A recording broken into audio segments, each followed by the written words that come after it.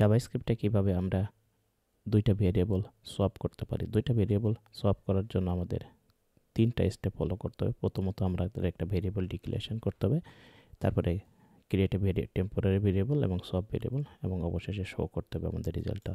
তো প্রথম কাজ আমাদের ভেরিয়েবল ডিক্লেয়ার করা। লেট এই ইকুয়ালটা আমরা একটা ভেরিয়েবল ডিক্লেয়ার করলাম 5, আর একটা ভেরিয়েবল ডিক্লেয়ার করলাম বি ইকুয়ালটা আমরা 10।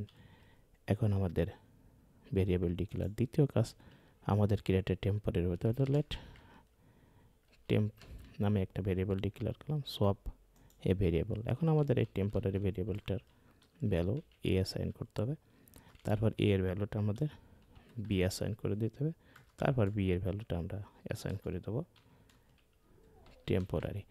আমাদের কাজ শেষ। এখন আমাদের কাজ হচ্ছে রেজাল্টটা দেখা।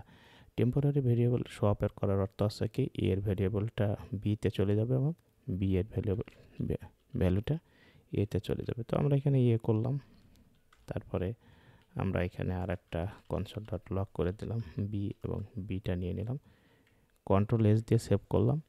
এক্স্যাক্টলি আমরা এর ভ্যালু অ্যাসাইন করছিলাম 5, এটা আমাদের এর ভ্যালু এখন দেখাচ্ছে 10, এবং বি এর ভ্যালু অ্যাসাইন করছিলাম 10, এখন বি এর ভ্যালু আমাদেরকে দেখাচ্ছে 5।